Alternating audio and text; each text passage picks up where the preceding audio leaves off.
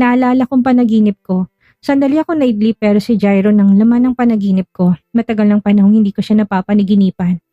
Anessa, agaw pansin ni Riley sabay pitik ng daliri niya sa harap ng mukha ko. Napakurap ako ng 3 beses.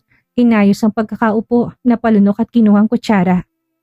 Nagtataka naman ako na inobserbahan ni Raven. Naiwan ang kutsara sa bibig niya at nakasalubong ang kilay.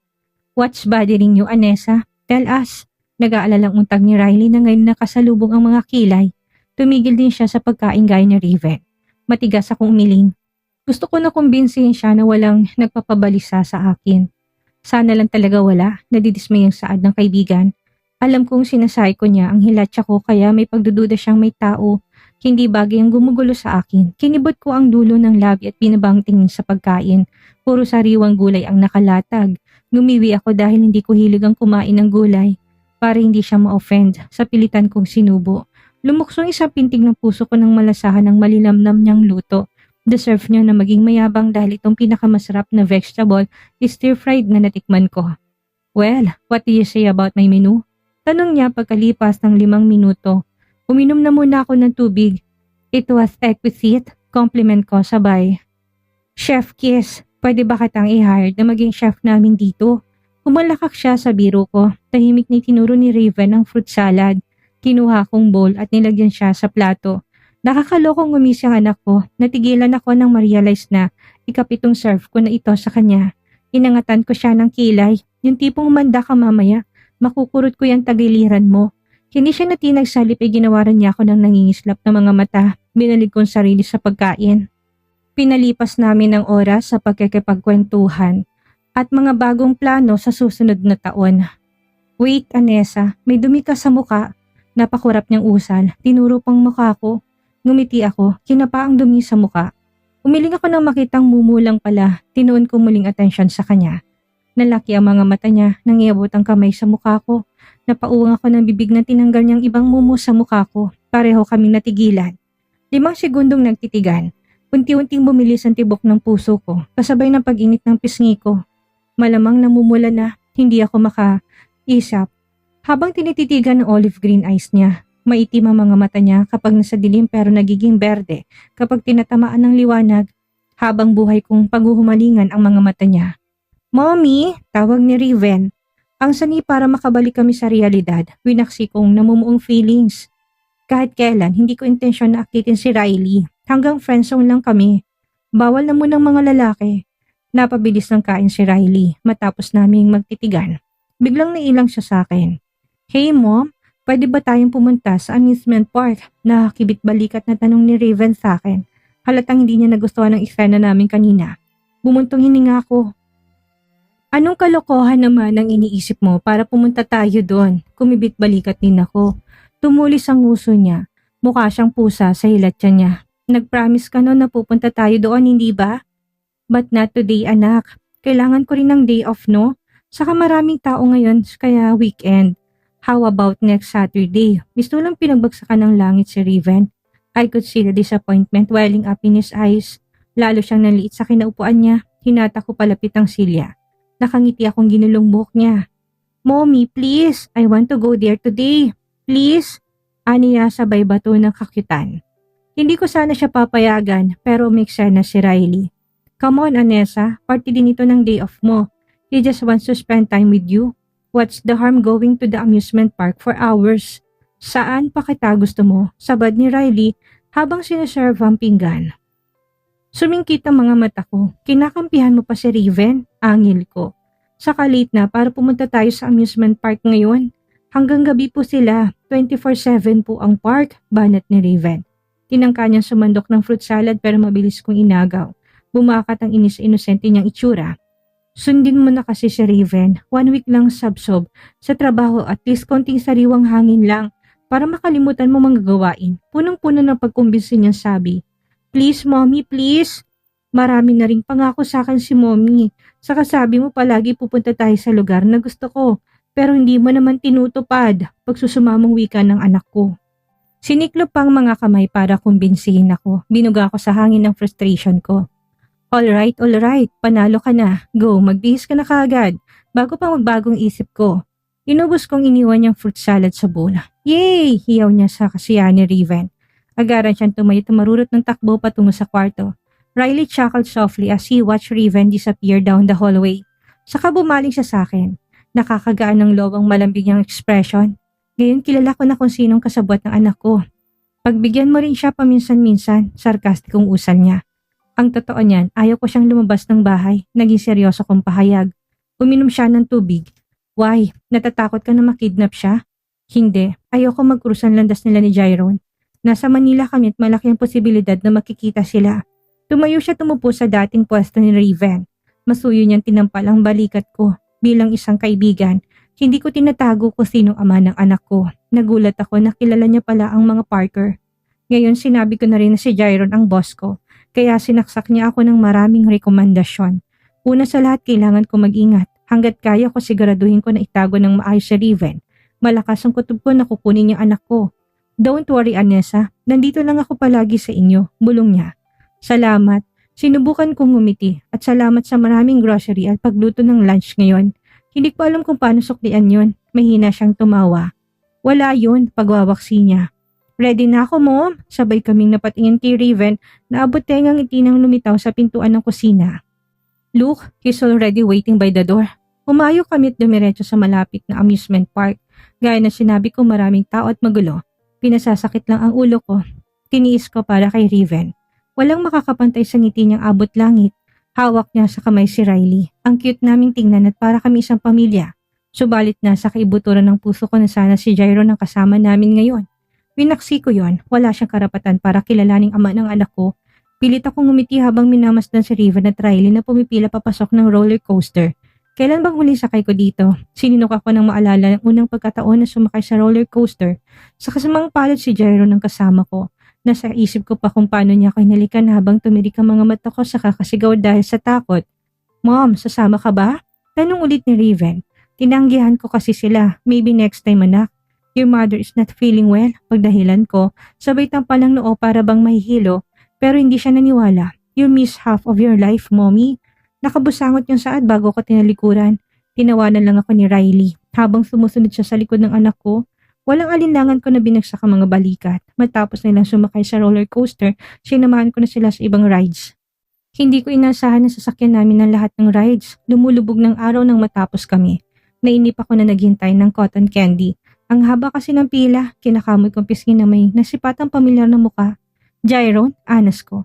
Kinurap ko na maraming beses sa mga mata. Sana guni-guni ito. Saka bakit naman siya pupunta dito? May trabaho siya ngayon. Bakit naman siya mag-aksaya ng oras dito? Inalis ko mga mata ko sa kanya. Umiling-iling ako. Ilang sandali. Nakabili rin ako. Bago umalis sa dati kong pwesto, sinulyapan ko ulit ang lugar kung saan nakatayong boss ko. Subalit wala na siya. Tama, guni-guni ko lang yon. Binalikan ko ang dalawa. Kumaway si Riley sa akin. Nang makita niya ako, gumitang ngiti sa mga labi ko na nilapitan sila. Mommy, look! I won the big prize! Puno ng galak ni informa ng anak ko. Pinakita niya sa akin ng malaking teddy bear na kulay baby blue. Ang paborito naming kulay ni Jairon. Sa tuwing nagsusuot kami ng t-shirt, yun dapat ang kulay. Wow, ang galing naman ng baby ko. Naglalambik ko siyang niyakap at tinagkan sa pisngi. Kinuha ni Riley ang teddy bear para mayakap ko ng gusto ang baby ko. Humalokip-kip siya, biglang hindi may pintang muka. I'm not a child anymore. Reklamo niya. Diyos ko, baby ko, hayaan mo na maglambing si mommy. Natatawa akong sambit, saka inulunan ko siya ng maraming halik. Bigla akong na-miss na maglambing sa anak ko. Jairon POV. Saks, hiyaw ko nang mabara ako sa traffic. Sabado ngayon na tinasahan kong maayos ang dali ng trapiko. Pupunta ako ngayon kung nasaan ang pesting Melena na yan. May ginawa na namang kalokohan. Hindi pa nakontento noong nakulong. Sana hindi ko na lang pinalaya. She's making a scapegoat para mapansin ko siya. Matapos nung bumalik mula sa Dubai, hindi ko na siya tinuunan ng pansin. Nilubog kong sarili sa trabaho. Hindi na makahinga sa kaliwat ka ng meeting. Idagdag pa si Anessa na gusto kong pahirapan pero hindi ko nagawa. Nasa kasagsagan ako ng meeting nang tumawag ang impactang yan. Kailan ba ako tatantanan ha? Tinapi kong daliri sa manibela. Sinisikap na panatilihan ng level ng aking pasensya. Na-stress ako sa kakulangan ng tulog at puot. Nasa mall ang impacta, nagsushoplifting. Ang yaman-yaman niya, nagawa pang magnakaw. Bukas nasa tabloid na naman ang apelido ko. Sinapo ko noo. Hihiyaw sana ako ng umunsad ang sasakyan sa harap ko. Pinaharurot ko ang Lamborghini. Lumusot sa lahat ng pwedeng lusutan. Maayos ng dali ng kalsada. Sinulapan ko saglit ang phone. May 3 missed call si James. Hindi ko narinig ang ringtone kasi nasa vibration to. Umiling ako. Tinutok ang sarili sa pagmamaneho. Malapit na ako sa mall nang biglang umusok ang sasakyan. Hinampas kong manibela. Pinarada ko sa tabi. Binulsa ang phone at padabog na lumabas. Eksasperadong binuksan ng makina. Pinawasiwas ko ang usok.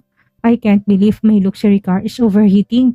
Halos 5 taon ka nitong ginagamit, oras na siguro para bumili ng bago. Umiling-iling kong sinara. Sumandal sa harap ng sasakyan at dinukot ang phone. Nag-text na lang ako kay Melana dahil wala ako sa mood na kausapin siya.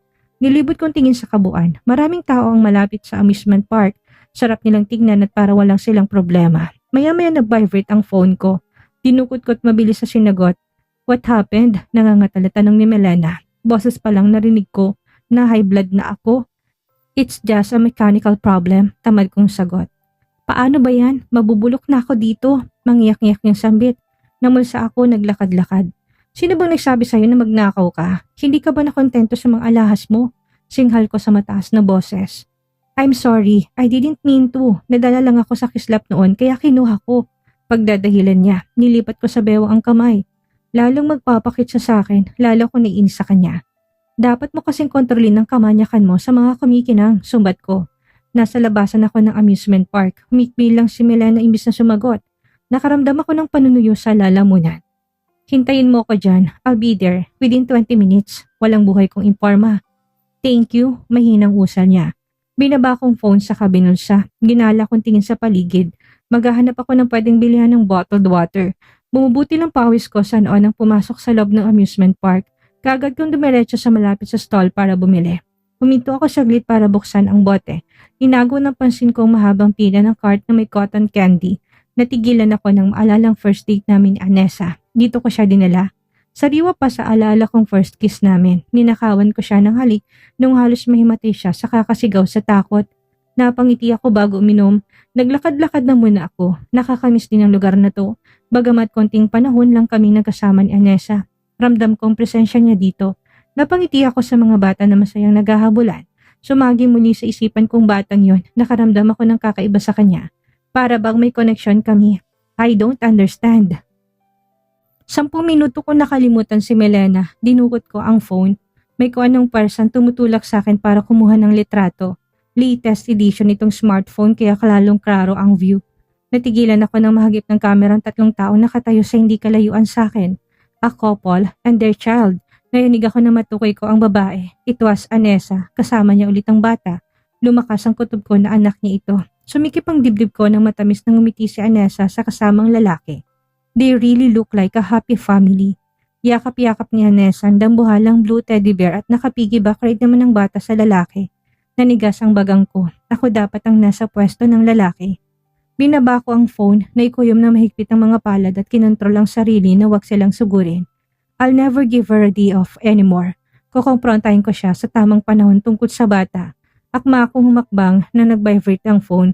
Tumatawag ulit si Melana. Frustrated kong sinagot at tumakbang palayo sa 3 yon. Magko-commute na lang ako sa taxi. Where are you now? Daing niya. Sinalubong kong kilay. Kasalukuyan nagabang ng taxi. Pwede bang tumimpi ka? Paparating na ako. Please hurry up or else they will put me in jail again. Pagsusumamo niya, in the first place, it was your fault. Pinagbabayaran mo lang ang ginawa mo. Sumingap siya, naging matigas ang tono. I don't intended to do it. It was my illness. Pagrarason niya. Poor me, I'm marrying a mentally unstable woman. Panglalait ko sa kanya. Jairon, ingots niya. Lalo ako nainis sa kanya. See you then. At pinatay ko ng phone, nakakuyom ang mga palad ko nang pumasok ako sa mall. Siyempong pagdating ko sa customer service desk, natanaw ko kaagad si Melana. Nakatayo siya sa tabi ng manager, umaktong kaawa-awang babae. Nanigas ang bagang ko habang kinokontrol ng galit. Sana sinagad niya ng pagnanakaw para habang buhay siyang makulong. Nakakahiya sa pamilya niyang ginawa niya. Babe, sinugod ako ni Melana. Maluha-luha siyang lumapit sa akin, rumiso sa mukha kong irita sa kanya. I'm sorry, Ania. Hinawakan niya pa ako sa braso, umaapoy ang mga mata kong tinabig ang kamay niya. Hindi ka pa nasagat sa ginawa mo noong nakaraan? Singhal ko sa kabumaling sa manager. What's the damage? Tanong ko. Inabot niyang listahan at hindi ko inaksayang panahon at inabot ang black card sa kanya. Then he handed me the receipt. His eyes full of silent judgment and I couldn't blame him. Humingi na muna ako ng paumanhin bago kinaladkad si Melena palayo. Maras ko siyang binitawan na makarating kami sa underground parking lot. Hindi ko na rin maitatagong puot ko sa kanya. Are you that desperate for my attention? Asik ko na may kataliman, nanginig ang labi niya, sumingap na parang batang nahuli sa pagsisinungaling. Please, understand me babe. Hindi ko sinasadya, naakit lang ako ng diamonds, pagtatapat niya. Pinasadahan ko ng tingin na may halong frustration at awa. Enough, ginawa mo lang yun para kunin ang attention ko. Iniwan kong meeting para iligtas ang pangalan ko. Gusto mo bang i-remind ko ulit sa'yo ang dahilan kung bakit ikaw ang pinili ko na maging fiancé? Dahil ito sa tatay mo, napagod ako na makinig pero tandaan mo, hindi ako magkakagusto sa'yo. Akma kong bubuksan ng pintuan ng sasakyan ng pigilan niyang braso ko. Jairo, hindi ko to sinasadya. Alam mo naman 'di ba na may kleptomania ako. Please understand, but I don't take it as an excuse, sabi ko. Tinitigan ko siya mula paa hanggang ulo. Siniklop niyang mga kamay, kumikinang ang mga mata niya.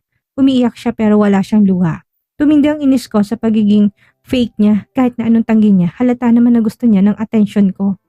The next time you pull something like this, I swear, I won't be there to bail you out. Naintindihan mo? Bilin ko na kinalaki ng mga mata niya. No please, I'm sorry. Kokontrolin ko na ang sarili ko. Basta wag mo lang akong iwan. Bahala ako anong gusto mong gawin basta wag na wag mong lugisan ang apelido ko. Babala ko sa kanya bago pumasok sa driver's seat. Tila naupos na kandilang binagsak niyang balikat. Umiling-iling kong binuhay ang sasakyan. Palalampasin ko na munang ginawa niya ngayon. Pero next time na gagawin niya ulit yun, tatapusin ko talagang relasyon namin. At dito na po nagtatapos ang kabanata ng ating kwento at sanay muli niyo po akong samahan sa mga susunod pang kabanata. Maraming salamat po at ingat po tayong lahat.